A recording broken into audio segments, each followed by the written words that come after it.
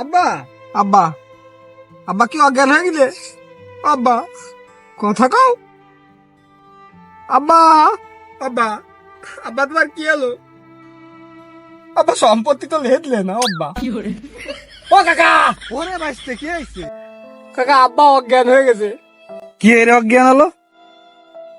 কাকা ওই আব্বার 5 টাকা হারাই গেছিল, মেলার সময় ধরে খুঁজতেছিল, তারপরে পাইনি, যখন তখন অজ্ঞান হয়ে গেছে।